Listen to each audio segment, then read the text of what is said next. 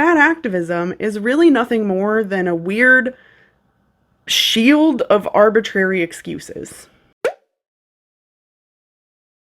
Hey everyone, welcome back to the channel.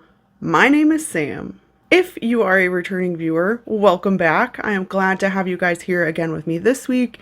And today's video might be a little bit of a long one, but it is going to be worth it, I promise. So please buckle up and get ready for it. If you are new here and this is the first time you are seeing my face, welcome.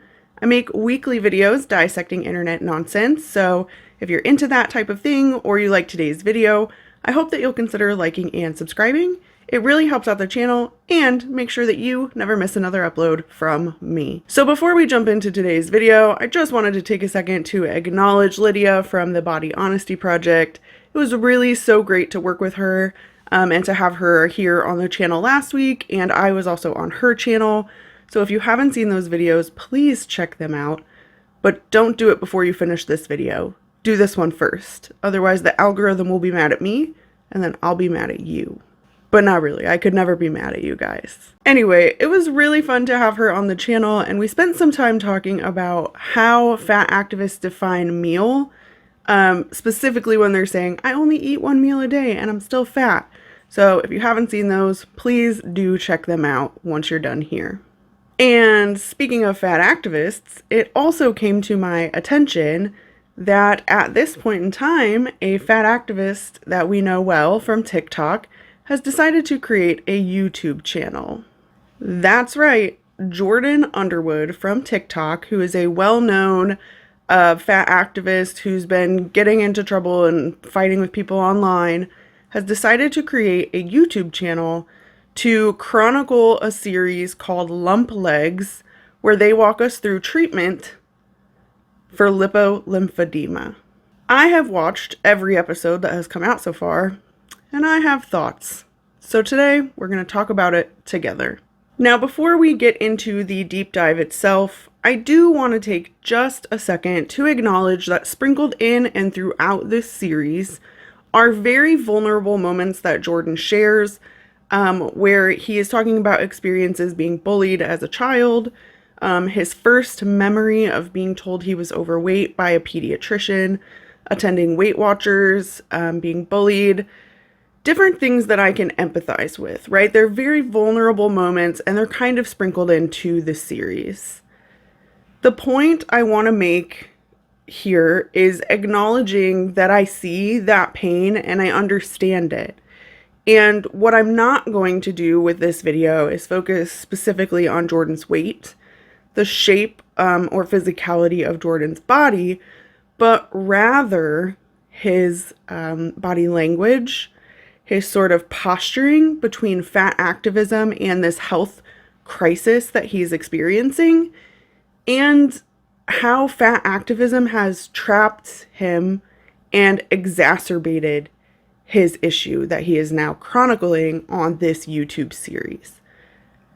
Let's get into it. And like, that was just how my body was shaped. I didn't really think much of it. In the first episode of the series, Jordan is really going through and giving us a lot of background because it's the pilot, right? It's the first episode.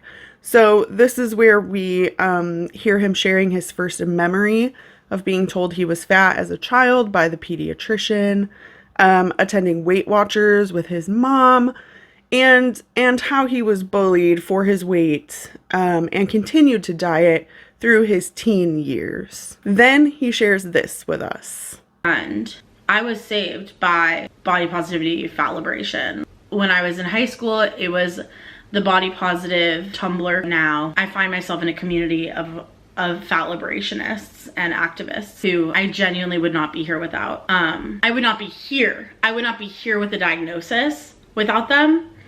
But I also would not be here physically. I would have possibly, likely, unalived myself. This clip was of interest to me because if you listen closely, did you recognize this story?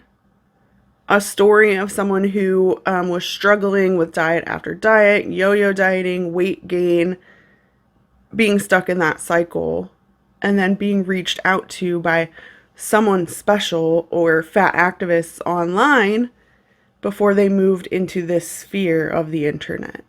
We have heard this story. This exact same story came from Fat Doctor UK, another fat activist who started their time as an influencer in the weight loss sphere. Fat Doctor went through a rough period of time.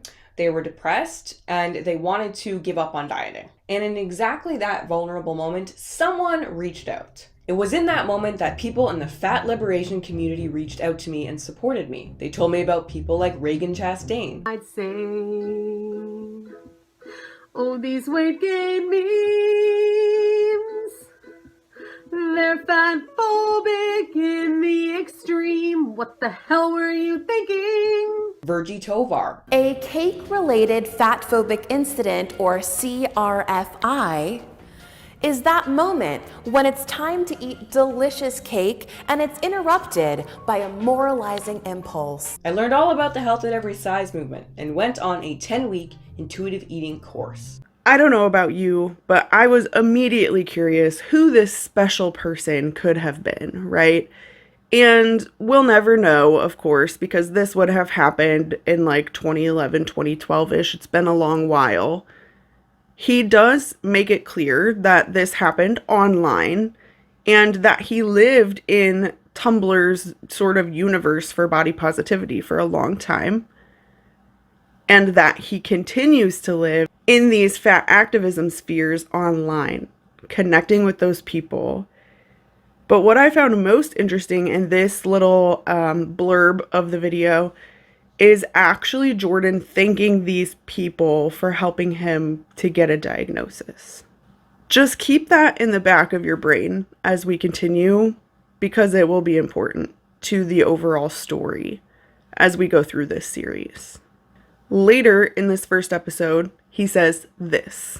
And that's a mentality that is so pervasive among fat people. And now looking back, I think, like, what does that mean for those of us who cannot physically lose weight, right? What does that mean for those of us who are disabled? For those of us who just don't want to lose weight? Like, why does it matter?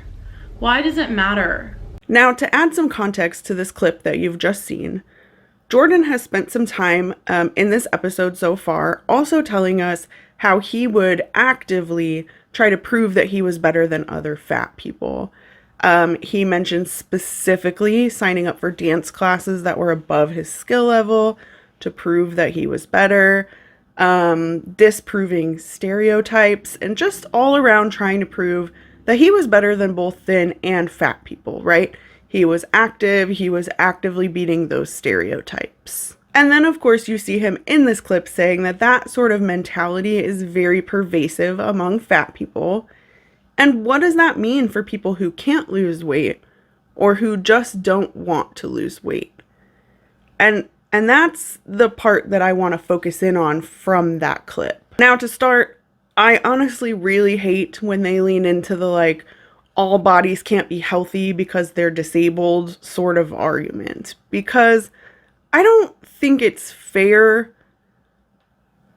for them to kind of co-opt those talking points, because I do happen to know folks who are disabled who are working so diligently to be as healthy as they possibly can for their own bodies, right? So whatever that health means for them, they're actively working towards that every day. It's where he asked about people who don't want to lose weight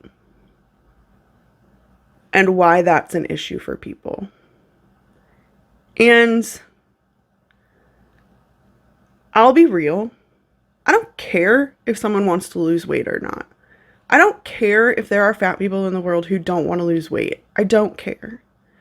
What I care about, and in my opinion is the biggest problem here, are people like Jordan and Tess Holliday and Virgie Tovar coming onto the internet and telling people that their fatness is healthy and pretending that being fat isn't increasing their risk of disease and decreasing their mobility. That is my issue with this movement, and that is why it matters to me to speak out actively against it. If you want to be fat, if you have accepted that that is going to increase your risk of additional diseases and potentially an early death, you do that. But don't come online trying to take money from vulnerable people by promoting your classes or your books or your whatever. That is where it's crossing the line for me. And again, I'm just going to reiterate for one final time, my issue with fat activism are these fat activists, and even worse, the thinfluencer fat activists who come online to make money by leading fat people to an early grave. And don't tell me that's not what you're doing. I don't want to hear any of those people commenting that that is not happening. Because how many fat creators who have fallen into that sphere have died in the year and a half since I started my channel? Like 5 or 6. So it is happening. And you'll never convince me that it isn't. All right, let's keep moving.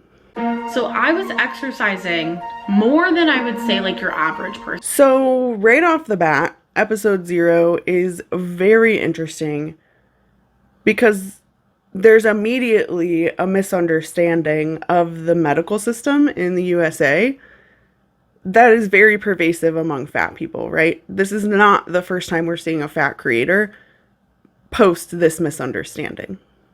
Take a look. I end up in the hospital and I have a migraine for 5 days straight.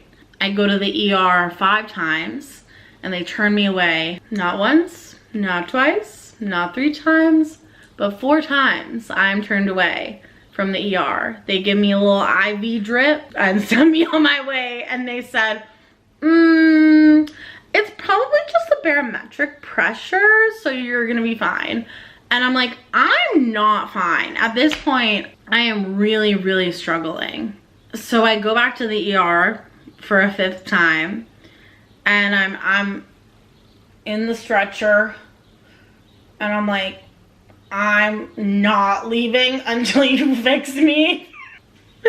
And I was like, I'm not leaving. And so they admitted me, and it turned out that I had intermittent intracranial hypertension. So let's start this by talking about the US medical system, because that tends to be a sticking point throughout Jordan's series. Even in the clip you just saw, we see him saying, I went to the emergency room 4, 5, 6 times, and they didn't do anything for me. They didn't fix my problem. Well, the reason they didn't fix the problem is because that's literally not their job. The emergency room is designed to make sure that you're stable and to admit you to the hospital if you need to be admitted to the hospital right away, or to get you stable enough to meet with your primary care physician after you've been to the emergency room. If Jordan was suffering from a migraine for 4 days after visiting the emergency room, he should have followed the instructions they gave him when he left and followed up with a primary care physician.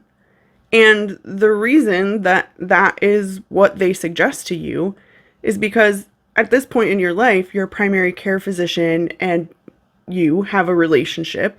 They know your health background, and they are the most likely to be able to get you to the right specialist and to the right treatment plan because they've been working with you for such a long period of time. And I think part of the problem here is that Jordan has existed in the fat activism spheres of the internet for so long that he was likely not working with a primary care physician. And this isn't the first time we've seen this, right? Anna O'Brien from Glitter and Lasers admitted the same thing about a year ago when she was crying and telling people to go to the doctor. Because a big sticking point and talking point in fat activism is how fat phobic doctors are, and how they really don't help fat people, right? Like doctors would rather fat people die, which is ridiculous. But what that does is it puts people like Anna and Jordan, now we've seen 2 activists do this who are online and tracking it for us, where they have not gone to a doctor to seek treatment and potentially caught this thing early. Because of fat activism telling them that doctors were dangerous and scary and fatphobic. So for both Jordan and Anna, what we've seen is this movement online that they have found safety in, exacerbating their health issues and making them worse because they prolonged treatment. Jordan continues on in this episode to mention that his family has a history of heart problems. Heart problems run in my family. So what that means is that everyone is panicked. And that in this process, pretty early on, while they were looking for blood clots in veins in his legs, they did recommend to him that he should get custom compression socks and do leg pumps for 2 hours a day. This was his response to that. They refer me to get compression socks and a leg pump, and they say, you know, do these and come back in 6 months. Okay. I go to get the compression socks and they're gonna cost $600 out of pocket. And they're not covered by Medicaid because they're custom. Not covered by insurance because they're custom because I am too large, and they do not cover custom at all, even if it's medically necessary. So no compression socks for me. And I do the leg pumps, but the leg pumps you have to do for 2 hours every day. And as someone who works, that isn't really possible. So an admission of non-compliance, essentially, is what we just saw. He just openly admitted that he was told pretty early in the process compression socks and leg pumps would help. And he decided, well, the compression socks are too expensive and the leg pumps are going to be too time consuming, so I'm just not going to do them. Even though I'm so concerned about my health and that it's worsening very rapidly. Okay, noted. Keep that in your brain as well, because it will come back up. Let's continue on. Fucking sucks. I don't cry over keto. In the beginning of episode 1, Jordan comes in hot, sharing right off the bat his frustration that there are only really 10 doctors in his area that are specialized enough to diagnose lipedema or lymphedema.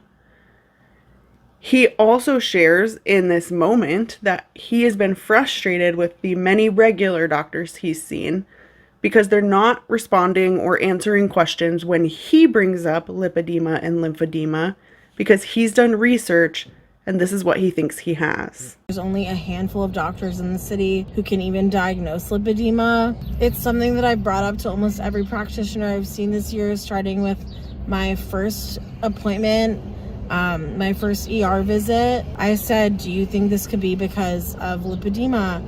I'm not diagnosed, but I have a lot of the symptoms, the typical signs. And every doctor just kind of either brushed it off or said, oh, well, I don't know about that. Or some of them got a little hostile. They were like, well, where'd you hear about that? Shortly after telling us this, he tells us this. When I told my doctor that I gained 40 pounds in a month, that's when they started to pay attention. Hold the phone, you guys. Did you hear that? Did you hear that? Jordan Underwood just told us that weight does indeed have medical importance, and that there is actually a reason and a purpose to getting weighed at your doctor's appointments. These are two things that fat activism really rallies against. We have seen it time and time again where fat activism is telling people that they do not need to be weighed at their doctor's appointments, that there's no medically necessary reason for doctors to be capturing their weight at every appointment. If Jordan had not been listening to fat activism and been seeing a primary care physician more regularly, even if he was seeing one regularly, was he allowing them to weigh him? Because he openly admits, once he admitted, I have gained 40 pounds in a month, that it caught a doctor's attention. If a doctor had been able to regularly track that through regular visits and regular weigh-ins at those visits, they would have flagged that earlier, potentially slowing or catching this sooner. So a literal example of fat activism hurting a fat activist. It's literally an admission of exactly that we've just witnessed together. This is the episode where we also learned that it has been suggested that Jordan start a ketogenic diet. Here is his response to that. She also suggested that I go keto. I don't want to do keto. It's so gross. This fucking sucks.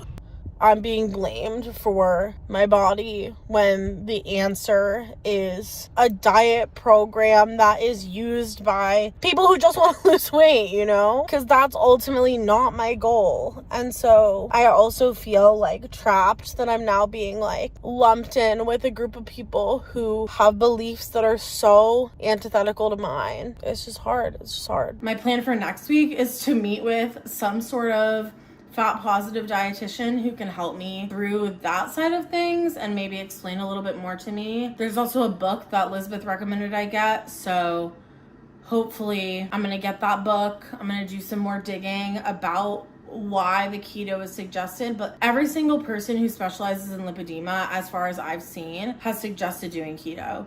And while I would simply rather die, that seems like the only option. Now, I don't get this way often, and that is angry and irritated. But this really got under my skin watching this series. Because we're listening to Jordan whine about how hard it is to get diagnosed. And then once he has a diagnosis, he whines about the treatment plans of the diagnosis. It's too expensive, or it's gross, or he would rather die than go keto. I was diagnosed with endometriosis last year. After nearly 14 years of not being taken seriously, of having my pain be dismissed, of being told that I can't possibly be dealing with things like that because I've not yet had children. After being told to think about my fertility because maybe my husband will one day want children. And even after 14 years of fighting for that and getting a diagnosis, after fighting doctors to get a hysterectomy and an excision to help my pain, the answer to the diagnosis is, well, you have endometriosis. We don't really know what causes it or what treats it. Here are some crazy hormones to try. Have fun. Like, if I could just change my diet or wear compression socks to fix the pain that I deal with on a daily basis, I would jump at that opportunity. I would absolutely jump at that opportunity. Because it would halt this invisible pain that I live with, that no one else can see, right? And to hear someone online complain about the pain that they're in, and then continually choose not to fix it just because they don't want to or they don't agree with the treatment plan, is just the most asinine thing I have ever heard, that I have ever watched. And honestly, it's giving entitlement. So much so that has brought me to this point, right? Of anger and frustration. Like, you could easily fix these things by making changes. Like, there's a path forward. Take it. All right. I promise I'm done now. I just needed to get that out of my system. Let's keep moving, because we still got a few episodes to get through. So much more shit is out of your control than you can even imagine. In this next episode, Jordan immediately introduces us to the concept of him traveling to Germany for treatment, because that's where most of the research for lipo-lymphadema is coming from. But he's been denied from a clinic without explanation. I'm reaching out to a bunch of different hospitals. A lot of this research comes out of Germany. So while I was declined from one German clinic today, I'm in the talks with a second clinic. So if that can happen, that's kind of where my mind is at right now, because I do have such a deep distrust of the American medical system. And I want to pause on this for just a moment together. Remember when we talked about the initial suggestion that he get custom compression socks and do leg pumps every day, but decided that that wasn't worth it? Well, what I'm going to do right now is we're going to take a look at a German treatment center's website that I found, and we're going to look at how they treat lipo-lymphadema. Here we can see that a German treatment facility for lipo-lymphadema recommends compression as a crucial component of treatment to reduce the edema, along with getting efforted movement with compression multiple times per day. They also recommend that patients change their diet to avoid obesity, which has been shown to make lipo-lymphadema worse. And it made me wonder, if Jordan had been researching lipedema and lymphedema, like he said he was, when he first started talking to doctors, remember, and they were ignoring his questions and not answering them, and I think he even says being hostile, he would have seen pretty early in this whole process that they recommend a ketogenic diet, that they recommend compression, and that they recommend movement. In fact, he just admitted that he did know that in this very episode. And, as mentioned prior, he had already been told about compression and getting movement and doing leg pumps, but decided that that wasn't worth it. It's the disconnect in thought patterns here that is alarming to me and that I want to point out. He's literally told us in this series that he didn't follow the treatment options recommended, and that he would rather die than do keto. How does he expect to get better? Like, what treatment is he expecting to help with the issue? Before we answer that, let's keep moving, because it just keeps getting better, I promise, and we will touch back on this again. So keep it in your brain. Just keep it in your brain. A little while later, he mentions the need to go to therapy to talk about the emotional consequences of being put on the ketogenic diet as a part of treatment. Then he says this: I have very little issue as far as like doing the diet. It's just what it does to me like mentally is like really where I get nervous because of my history with that kind of stuff. So, yeah. If this were true and you had no issues doing keto, why do you scoff every time you say it? I don't want to do keto. It's so gross. Because I needed my keto foods, the continuation of the keto diet. I also just find it so interesting and noteworthy, right? That throughout this entire series, we're being presented over and over and over again with the idea that Jordan has this sense of urgency about getting treatment and about finding the right facility because his symptoms are getting worse rapidly. And in addition to the non-compliance sort of combating that directly, right? Like if you were so concerned, you would be compliant with what your doctors were asking you to do. We also see lack of urgency here. But I just got off the phone with my mom, who has been so helpful since I've gotten my diagnosis. And at 4 a.m. she spoke to someone in Germany because he scheduled the meeting at 10 a.m. Germany time, which she thought was 4 p.m., but I informed her was actually 4 a.m., which is why I would not be on the call. And when he's upset that he can't do a virtual visit with a doctor in Stanford, California. And, like, none of them are in New York, so, like, the doctor that I was just referred to is in California, and he was like, yeah, I'd love to see you. You just have to be in the state of California, like, even for a virtual visit. Then he goes right ahead and leans straight into the good old fat acceptance rhetoric. And to all of you who say, oh, I wouldn't let myself get that big, like,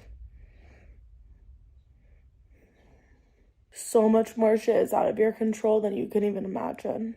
And I understand he means that with lipo-lymphadema, it can be harder for people to lose weight because at that point your body is holding onto fluids, which will make that more difficult, especially if it's progressed to stage 5, as Jordan is currently dealing with in the series. But as we talked about, if you're going to be non-compliant and not try to mitigate the issue, like, how are you expecting anyone to help?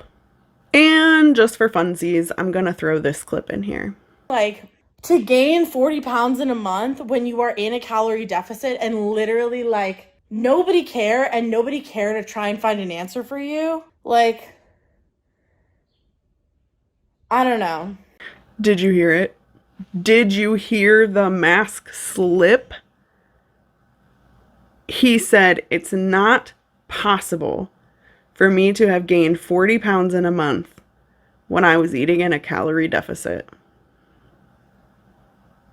What happened to Diets Don't Work, which he said in this series? What's happened to I was doing intuitive eating, which he said in this series? What happened to calorie deficits affect me mentally because of my childhood trauma, which he has said in this series? It's another admission that fat activism is really nothing more than a weird shield of arbitrary excuses. We keep seeing it again and again and again, and they'll justify it again and again and again. But I mean, it's looking us dead in the face, and it's done it multiple times in this video. Fat activism is a fluke. It's, like, very hard to do keto when you have a history of restriction, I think. There was not too much in episode 3 that was super noteworthy that we have not already talked about. Jordan spends a lot of time repeating themselves, except for this clip, which I wanted to share with you all. The other Germany place, we're on a roll. I think it's gonna happen. So fingers crossed we figure that out in this coming week and we get set up for me to go start receiving full treatment, which will consist of complete decongestive therapy, the continuation of the keto diet, and other lymphatic massage, all these things. And they have a lot more information and research into lipedema and lymphedema in Germany, which is why I'm planning on getting treatment there as opposed to in the US. I personally don't really trust doctors in the US, especially with an issue that coincides with fatness. And all of the people who do work on lipedema and lymphedema here get their research from Germany. So I don't know. For me, my insurance is not going to cover it either way. So I figure might as well go take a little trip. People do it for plastic surgery all the time. Might as well do it for, you know, non-vanity healthcare. It honestly made me curious. What is the plan for this German treatment facility and where did it come from? How is it possible that Jordan couldn't do custom compression socks because they cost $600, but somehow has the money to fly to Germany and pay a German facility and live somewhere, whether in the facility or paying rent? How is that less expensive than just getting the compression socks, which could have potentially mitigated the disease? I'm also curious, like, how much forethought has been put into this trip to Germany? Jordan is already dealing with a disease that's very serious, retaining a lot of fluid. Like, is it safe for them to take a 5 to 8 hour flight to get treatment in Germany? And again, it's been so strange throughout the series to hear him talk about Germany, putting it on a pedestal, talking about getting into one of those treatment facilities so confidently and nonchalantly, right? Like it's just going to be easy as pie. Pun intended. What I would only describe as like an adult fat camp, which is just like my worst nightmare. Just want to point out one more time in this next episode, episode 4, Jordan here telling us they're being so thorough while not actually following any of the recommendations that would help their disease. I have just this year been trying to be very thorough because I don't want to like accidentally die because we didn't check something, you know? So I just want to point out once again this juxtaposition of Jordan continually telling us how he's being so thorough and doesn't want to accidentally die, but is not following through on any of the recommended treatment. And or making a joke out of the recommended treatment. I held off from saying it up until this point because, again, I'm trying so hard not to sound like a broken record, you guys. It's really hard. But what Jordan wants, that's clear as day, is a magic pill. He wants a treatment where he doesn't have to do anything or learn anything or put in any effort. A treatment where his lipo-lymphadema will be just magically fixed. And I think that that's the crux of what he is dealing with. And then he sort of proves it by saying this. So, I don't know. It's just like I feel like I'm stuck between a rock and a hard place. And the rock is fat camp and the hard place is not getting treatment, which I just don't know. I just want to be able to get treatment for the issue that I have. I don't know why that's so difficult. But clearly it's more difficult than possible. And that isn't how this works, especially in Jordan's case. I know it would be so much easier if he could just carry on pretending that his fatness has no correlation or causation or effect on this disease that he is now dealing with. But it's just so far from reality. And the truth is, if he carries on this way, just sort of making light of it, not really taking the treatment plan seriously, he will not survive. And that's really hard to say, but I really honestly think that he needs to stop and just think about the reality of the situation. And I'm gonna go back to this German website so that we can just see like how important this is going to be to Jordan. Because on this website, we can see them stressing the importance of self-management of this disease. This is something that Jordan is going to be taking care of for the rest of his life. He must maintain complex decongestive physiotherapy, learn to take care of his skin, how to bandage his legs, how to change his diet. It's a lifestyle change that is being forced upon him based upon the progression of this disease, which has been exacerbated by his obesity. And that's a hard thing to hear, right? I mean, that's a hard thing for anyone to hear. But the truth is, there are choices that he could have made sooner to slow this thing down. And they were recommended to him, and he just did not take them seriously because that's exactly what fat activism would tell him to do. My pig for fat camp. Because we're fat. At this point in the series, Jordan is attending a facility in the US for treatment that he only acknowledges as fat camp.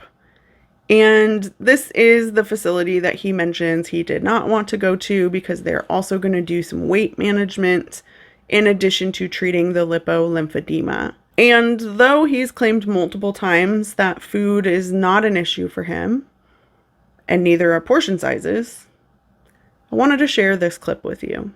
I will say there are two things that I am very excited about for fat camp. One being that they're gonna feed me so I don't have to worry about like making keto food every day, and I won't have to like stress about like if I order out if there's carbs and things that I don't know about. That'll be very helpful for me because like you can't order out when you're keto because you don't know like what they're putting in shit. And then like this past week, Justin's fridge was broken, and so we could only order out. It was like very stressful. This is the third or fourth time, I have lost count at this point, in this series where Jordan actively mentions wanting to order out, but how difficult it is to order out and maintain the keto diet. The clip that I just showed you came across as super condescending, especially given that he has talked so many times in this series about ordering out, that we've seen him in restaurants with his friends in this series. We've seen him in the Starbucks drive-thru multiple times and or talking about Starbucks.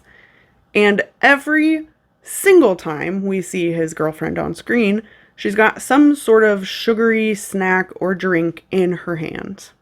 It's so clear to me as someone who has lived with issues like this, overeating and overdrinking and binge eating disorder for me, that this is his regular way of life and of eating. So of course he thinks his portion sizes are normal, because this is what he's become accustomed to, are these larger portion sizes, drinking large sugary drinks multiple times a day, and so on. It's actually been really fascinating for me to sort of watch this cognitive dissonance back and forth between the active fat activism talking points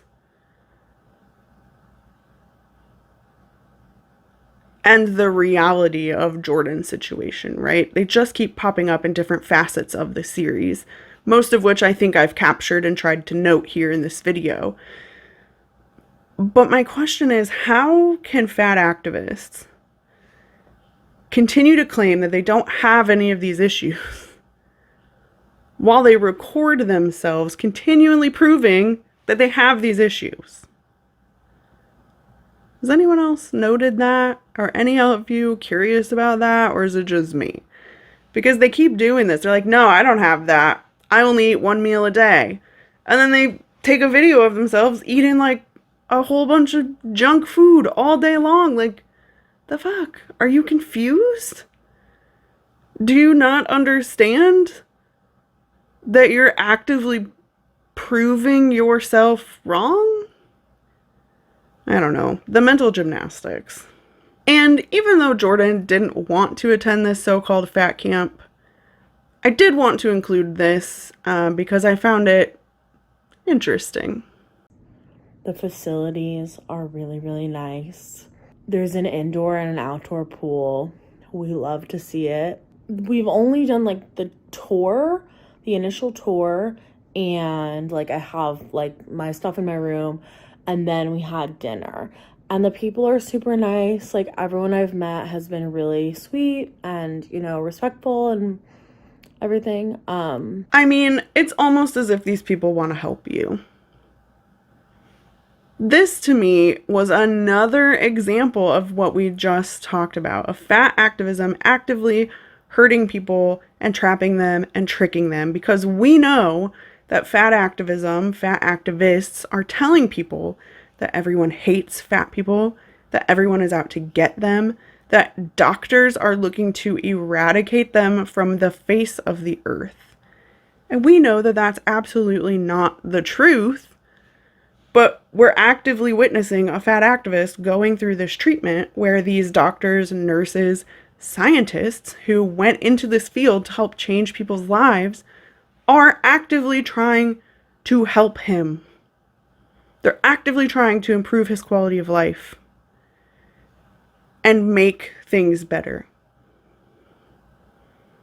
Maybe if Jordan could just let his guard down just a little bit and recognize that this is not the same as the toxic diet culture that he experienced as a child, maybe he could actually learn something and improve his quality of life and live a longer, healthier, happier life. I always want to hope for people that they're not so caught up in their belief systems that they allow those belief systems to lead them to an early grave. But we know that it happens. We've seen it. But I hope that Jordan can lift that veil and just get out of that way of thinking get some treatment, get some clarity, and start to turn his life around. Because the truth is, he's going to have to do that anyway to treat this disease for the entirety of the rest of his life. At this point in the video, that's all I have to share with you guys on the series so far.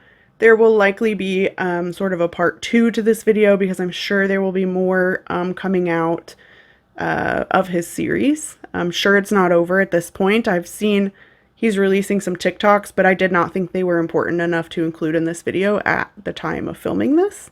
We'll see if that changes. So at this point in the video, that is all I have to tell you about this. And I'm curious to know what you think. Did you see this video series by Jordan before this point in time? Did anything stick out to you that I shared or even that I didn't share if you've watched this elsewhere? I'm curious to know, and I love reading your guys' opinions and thoughts in the comment section. So please share your thoughts with me below. Thank you all so much for being here with me today. I will see you in the next one. Bye.